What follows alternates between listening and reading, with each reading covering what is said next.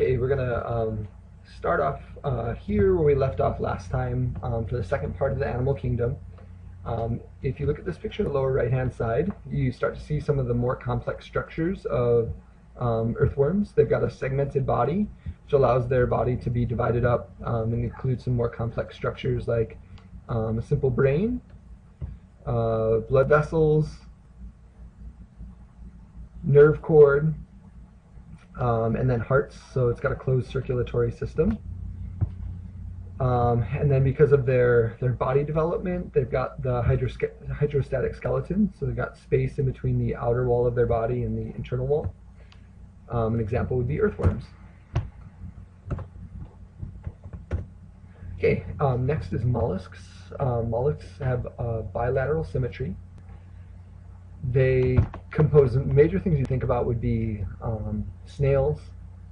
Also included would be squid and clams.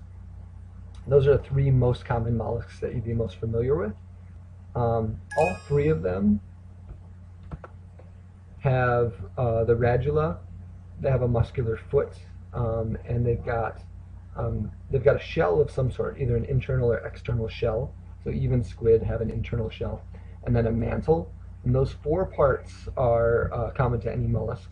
And then I've got the examples down at the bottom of your squid.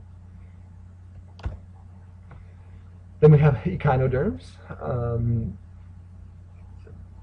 Complex name for just a simple, it's a starfish. They're the largest phylum, but they lack any freshwater or land representatives, which is pretty interesting.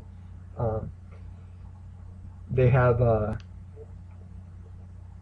so they're more complex than just the bilateral symmetry. They can lose one of their arms and regrow it back. And they have 2 feet, which they can use for movement and to grasp onto things. So they will open shells up. They can pry open shells and then digest the clam inside. And then we get to Deuterostome development. And so every single vertebrate that we talk about has this type of development where when you go from those first few dividing cells, instead of it being the mouth as the the first opening from the blastopore, blastopore develops in the anus. That's the first thing to open, and then the mouth opens later. And then for our vertebrates, the major groups that we're going to look at, chondrichthyes are cartilaginous fishes. That'd be like your sharks, rays, and skates. Osteichthyes is bony fish. This osti prefix here means bone.